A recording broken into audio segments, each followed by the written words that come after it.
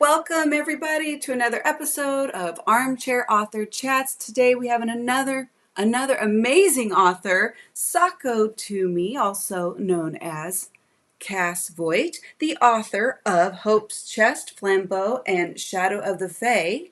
Let's bring her on. Let's not waste any more time. Sako, how are you? Good morning, good morning, good morning. So, let's tell the audience a little bit about you. Let's introduce them for those who don't know.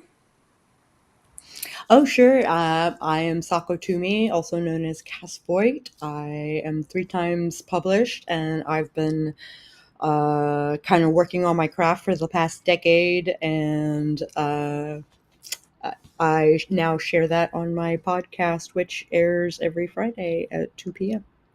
Wonderful, wonderful. So let's start with some magic. Can you share the moment you first felt that spark to write your first book? So I had learned enough about structure that I felt like I could put together a story big enough to fit a novel. I had been doing short stories basically since I was like in middle school. Oh, that's amazing. So flash fiction and that sort of thing, short fiction, was kind of my bread and butter for many years. So I just felt like if I wrote like that for every chapter, then I just like hit each beat like in a scene or two, and like yeah, that So you thought, I could do this. I can do this. I can Yeah, do this. I can do this. I I'm love talented. I can and do this. I'm very creative, like character driven, Mm-hmm. right? So I come up with the character first, and then I throw them through the meat grinder and say like, what is the worst possible thing that can happen in this moment to this character, and Ooh, that moves the pain. story forward. Giving our Yeah. characters pain. Oh, that's Mhm. hard for me. Is that hard for you? No, I love it. No. I love I it, had a feeling. because they are a completely different person from the beginning to the end, right? So Right, what happens to them changes them, and I right, love that. absolutely. I love that. So, can you share any funny or unusual stories that happened while you were writing or promoting any of your books? So at the release party for HopesChest, my first book, my debut, um, I actually did a author wedding. So I have a writer wife in Australia, Love this. Charlotte, who is yeah, even to this day, 4 years later, we still call each other wifey Oh, I love and that. hang out and stuff like that. It's wonderful. All from Hope's Chest. I love that. So, writing isn't always easy. How do you push through writer's block or tough days? Now, I know this is sort of like a you believe in it or you don't believe in it, and which has been and this has been fascinating for me. So this is one of my favorite questions. Okay, so I am an artist by trade, and because it is my primary occupation, there's no such thing as artist block. You basically have to power through it. And but when I'm writing, I use that what's the worst possible thing that can happen in this moment technique, Mm-hmm. and that usually gets me over the hump. Nice, nice. We're going to get to your art stuff in a minute. There's some fabulous things that I have found out about Sako that I love, and I want to make sure you guys know. We're going to get to that in a little bit. So every author has their favorite part of writing. What scene or chapter in your book you enjoyed crafting the most? Oh, my endings. Ooh, I do multiple endings for most of my books, and I pick the weirdest one and I run with that. I love that. That is great. Oh, I love that. That's the joy of writing horror is you like you can go big. You know what I mean? Like, Yeah, absolutely. I mean, the I'm like, sky's I the want my limit. book to look like this at the end, and then Yeah. I backtrack from there to kind of figure out how to get to that point.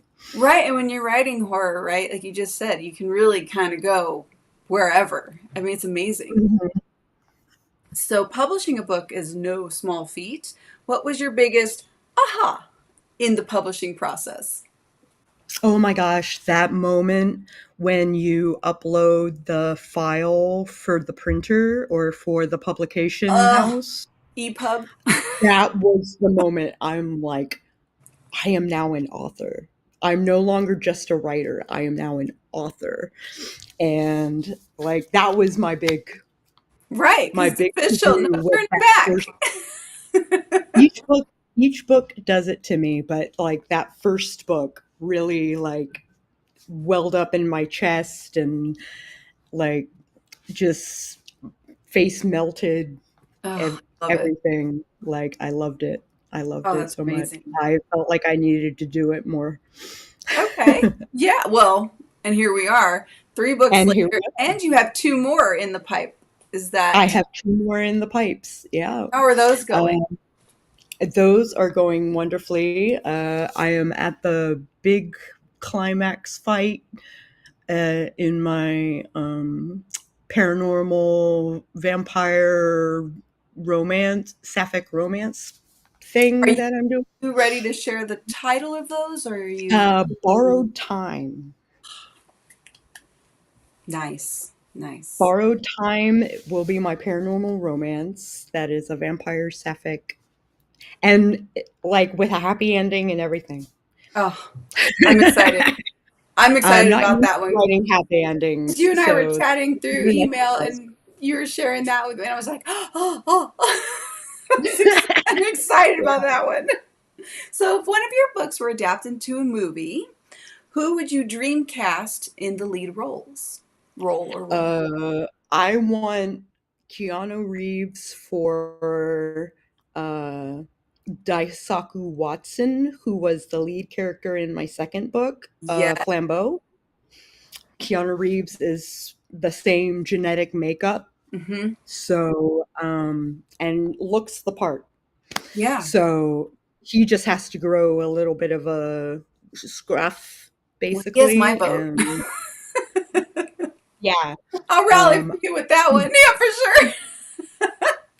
I don't really, um, I don't really use like movie stars or show stars or anything like that for inspiration for my characters. I'm very much so a like random generator drawing challenge sort of kind of person. I like that. So yeah. Um, I just we can move along. I lost my Yeah, train of no, thought. that's okay. That's okay. So, we all love a good story, or it could be a nonfiction if you like. What's one book, not your own, that you would recommend? The Never Ending Story by Michael Ende.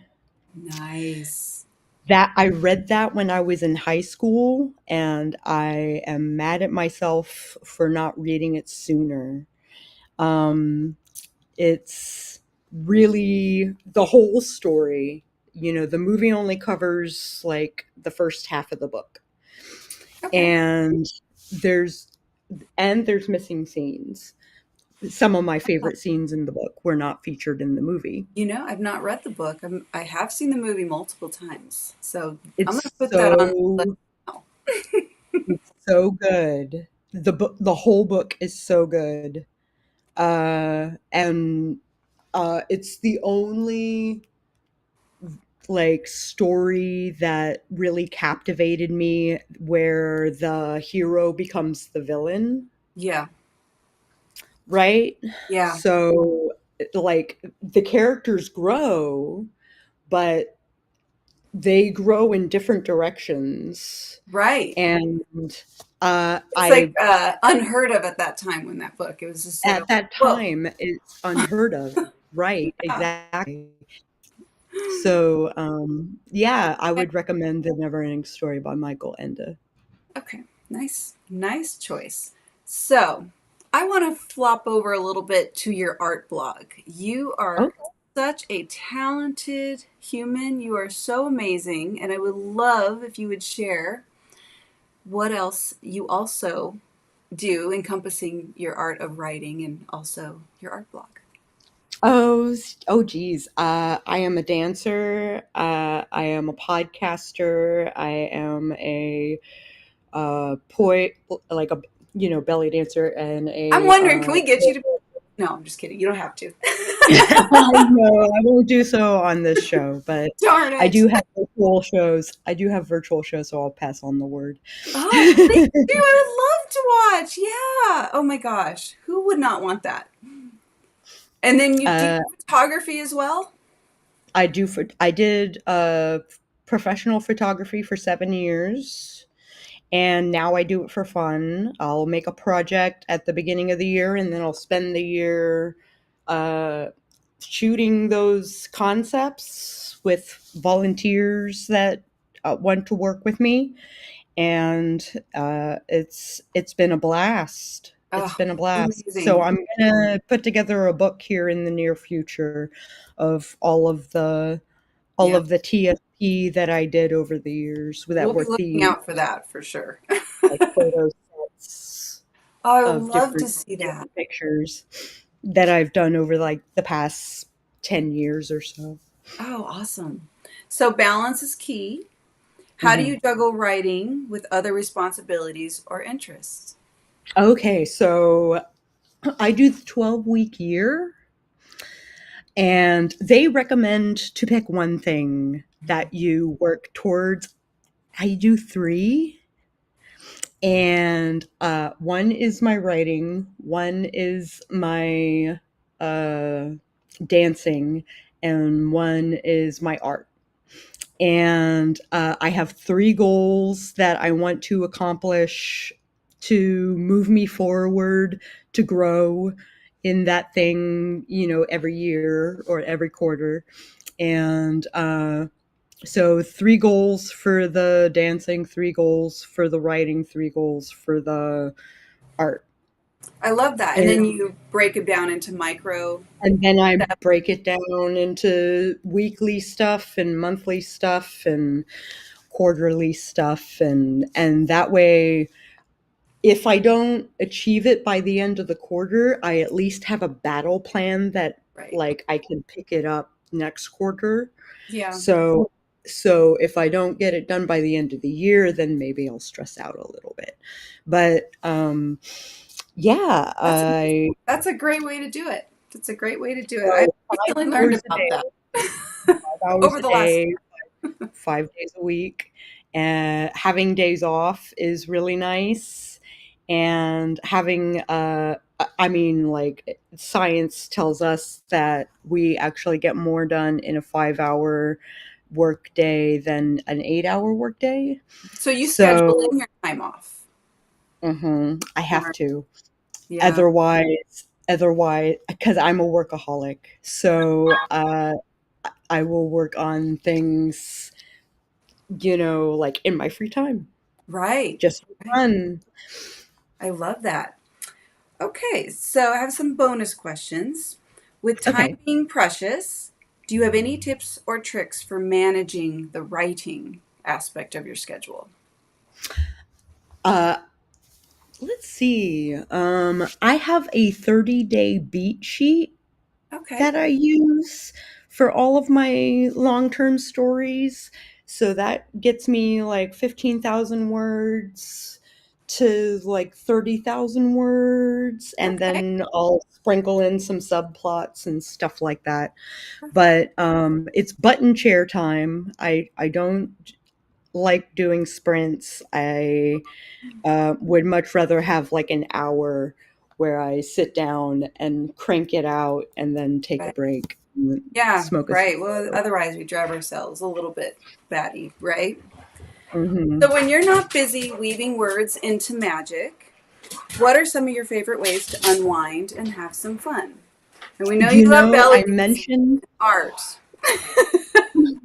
I'm I briefly mentioned poi dancing, and in the cooler months, most especially, I will spin poi in my living room to warm up and to kind of like work my body from sitting all day and like kind of dance for 10 minutes. You I know what I love that. mean? Like I love that. And let's see, what's your favorite writing snack or drink? I love this question. I don't know why. I drink a lot of carbonated water that is flavored in some way.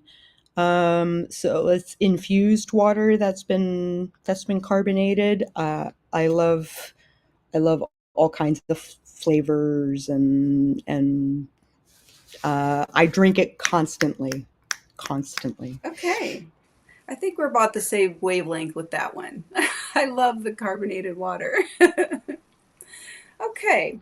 If your life were a book, this will be our last question. I promise. Okay. If your life were a book, what would the title be?